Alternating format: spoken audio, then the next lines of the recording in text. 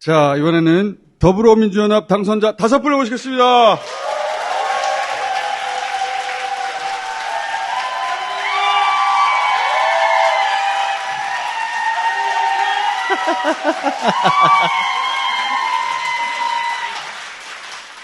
자, 우리 백승아 당선자는 사상 최초로 교사에서 국회로 직행! 자, 사상 최초가 말이에요. 임광현 당선자는 국세청 최초로 6번 조사국장에서 국회로 직행! 인문학자 최초로 국회로 직행!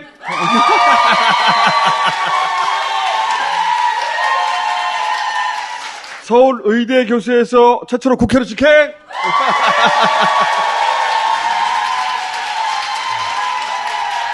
자, 우리 한창민 오래 걸렸어요.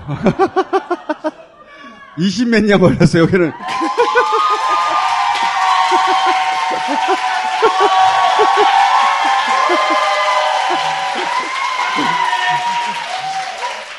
한창민 당선자는 한 4년 걸렸어요. 이 유시민 작가한테 속아가지고 정치에 뛰어들어서 고생 하다가 마지막 당적이 정의당이었어요. 24년 만에 당선 축하!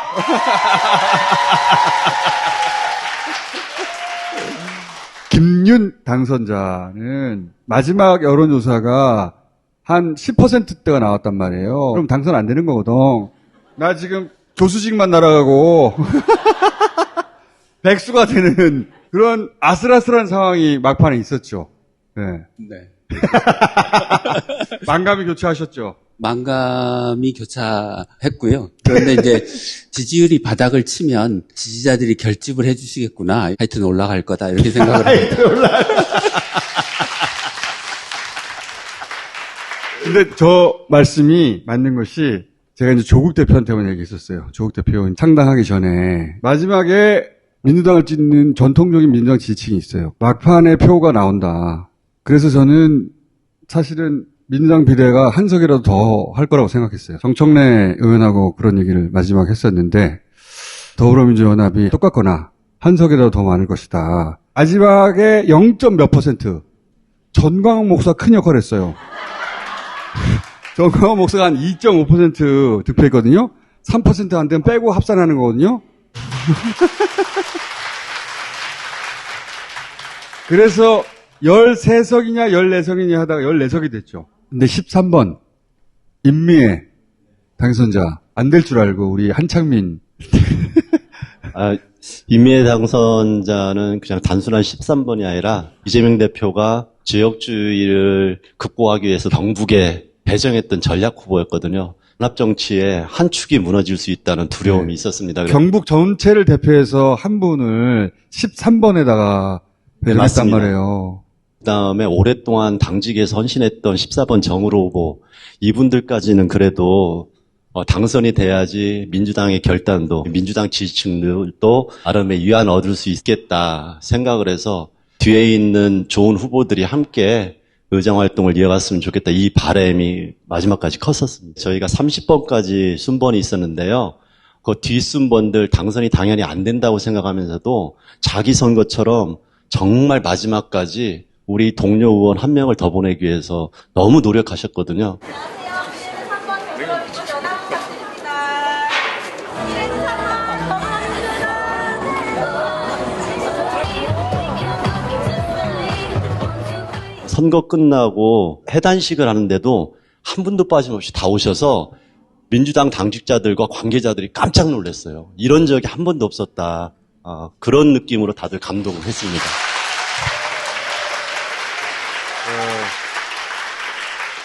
앞순위에서 뭔가 문제가 생길 때가 있어요.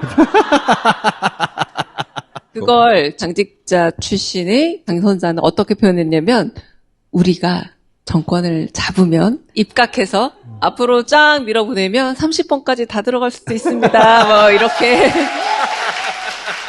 저희가 해단식에서 다 빵 터졌었습니다. 자, 이번 총선의 결정적인 순간 한번 얘기해 봅시다. 개인적으로든 저는 저희 더불어민주연합 마지막 선거 유세 날이 결정적 순간이었다. 그때 안창민 당선인님께서 말씀하셨듯이 정말 30번까지 다 나오셔서 정말 마지막에 마지막 순간까지 열심히 해주시는 모습 볼 때 이게 연합정치구나. 이분들 뜻 다 담아 안고 국회로 가서 정말로 연합하는, 연대하는 정치, 국민의 목소리 대변하는 정치 하고 싶다. 하늘 옆에 손을 만세 해주시면 감사하겠습니다. 국민들께서 만들어주시는 승리의 불빛으로 더불어민주당이 함께 밝혀가겠습니다. 구호를 외쳐보겠습니다. 여러분, 경제 폭망, 민생 파탄, 못 살겠다, 심판하자!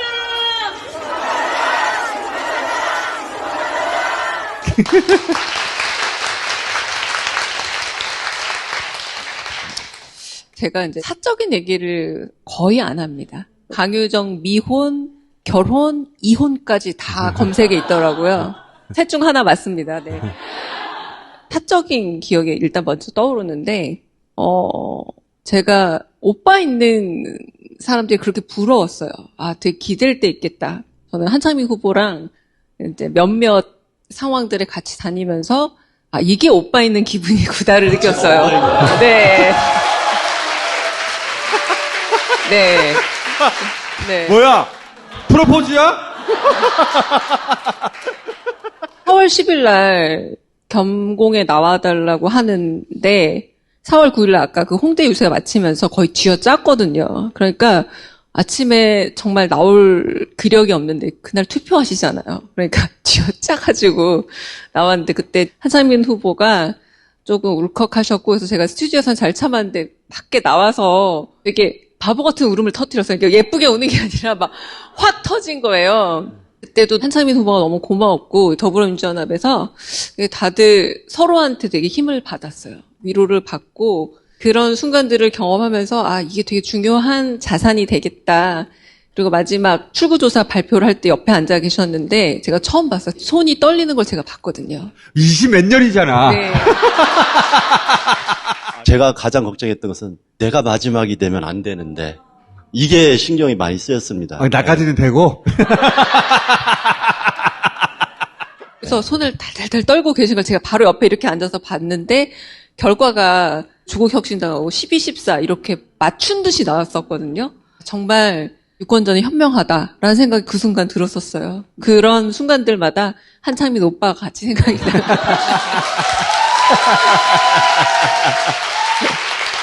김윤 교수님도 마지막 조사까지는 떨어지는 거잖아요. 네, 그 그렇죠. 사모님이. 네. 예.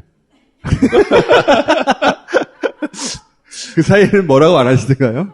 이제 지지율이 계속 떨어질 때 이제 아무래도 뭐 좀 힘이 빠지고 망감이 교차하고 생각이 복잡해지고 이러고 있는데요. 저희 집사람이 이제 저한테 그랬습니다. 당신 될 거야. 걱정하지 마. 선거하는 마지막 주 월요일 이 4월 8일이었는데요. 4월 8일 날 아침까지 저희가 건강보험이 적용되지 않는 비급여 실손보험 문제를 해결하기 위한 공약 발표를 했고요.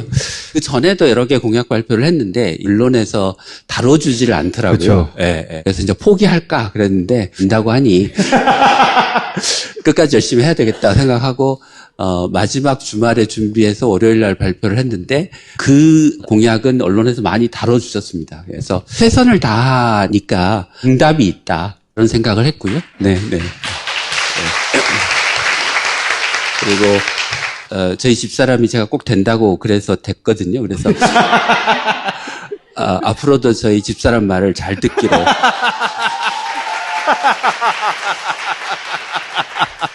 우리 한창민 당선자도 집에서 굉장히 좋아했을 것 같아요. 저는 이제 반대가 심했어요. 다른 때는 한 번도 반대를 안 했었는데. 집에서.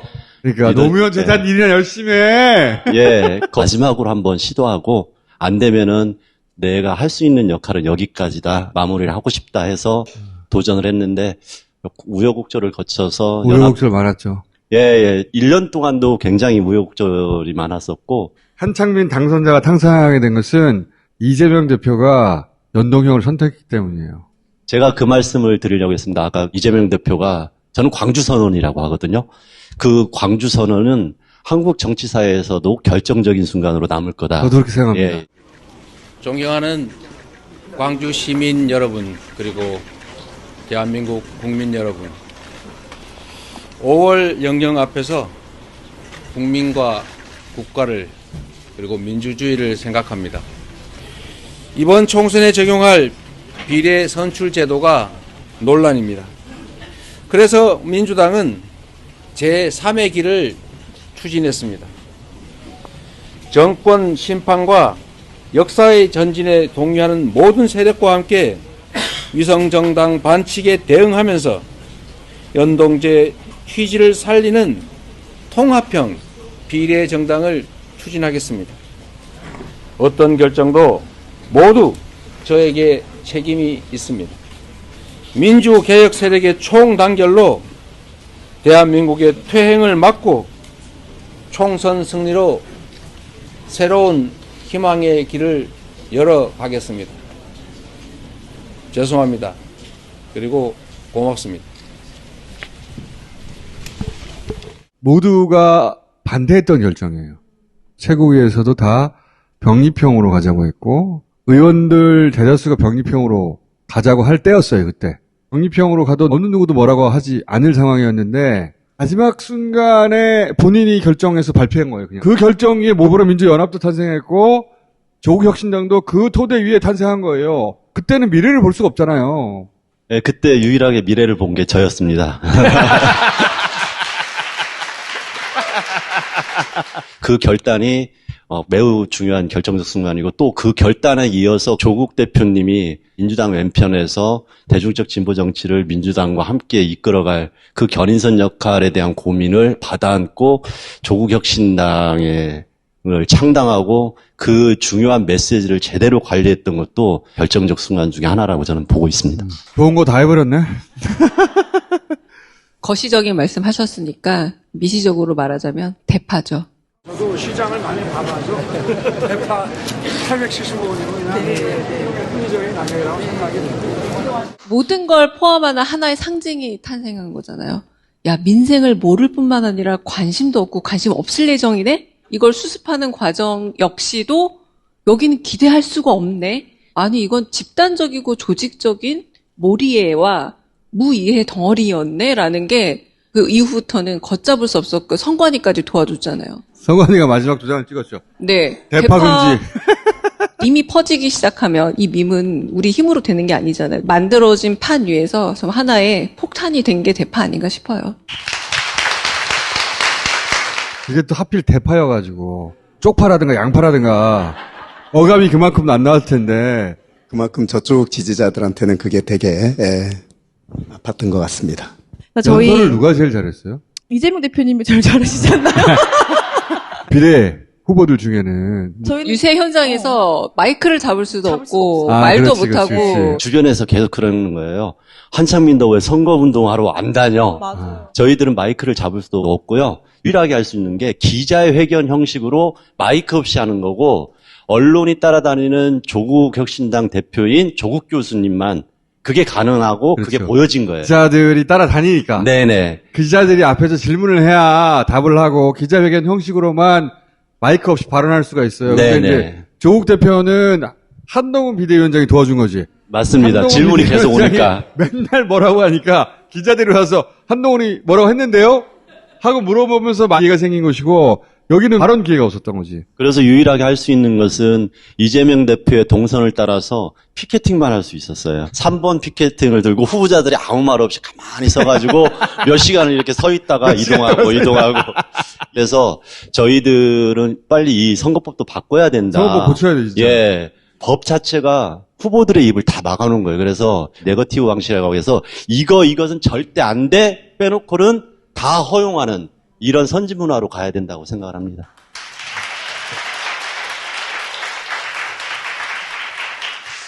연동형 비례대표의 후보들이 대대로 선거운동을 할 수 있도록 충분한 좀 기회를 주시면 예. 예, 다음에 또 제가 당선되지 않을까.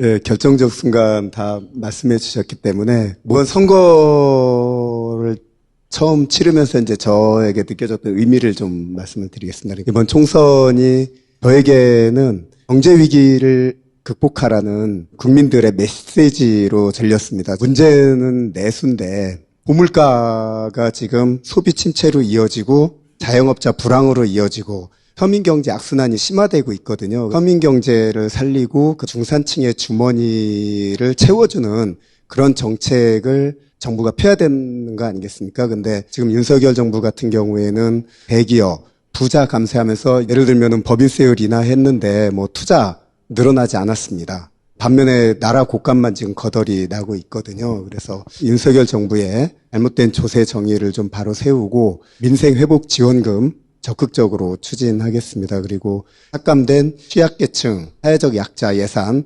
복원하도록 그렇게 하겠습니다. 저 마지막으로 딱 한마디만 하고 싶어요. 제가 유세 다니면 더불어민주연합 그래서 대표가 누군데? 막 이렇게 물어보시더라고요. 전데요? 그러면 전 아무 누군지도 모르시잖아요. 그럼에도 불구하고 많은 분들이 더불어민주연합 지지하고 마지막에 선택해 주신 것은 민주당이 합심해서 윤석열 정권 심판에 앞장서라는 그 준엄한 뜻으로 알고 있습니다. 저희 이 간절함과 초심 잊지 않고 정말 윤석열 정권 심판 선봉에 서서 최선을 다하는 것으로 이 은혜에 보답하도록 하겠습니다. 감사합니다. 감사합니다. 대결! 잠시만요. 한창민 TV라고 만들었거든요. TV 다 만들었어요? 정책 포럼을 우리 비례끼리 만들까? 왜냐하면 전문가 그룹이거든요. 이렇게 모으기가 쉽지가 않아요. 그리고 정권 잡아야 되지 않습니까? 그러면 그 TV도 하나 만들고 백승아 TV, 보겠습니다. 임광현 TV, 강유정 TV, 한창민 TV, 김윤 TV 다 있는 거예요? 만들 거예요. 네. 지금 집에 가서 만들어요. 금요일 날 밤 10시 기준으로는 만들어져 있어야 돼요. 자, 오늘 여기까지 하겠습니다. 감사합니다. 감사합니다.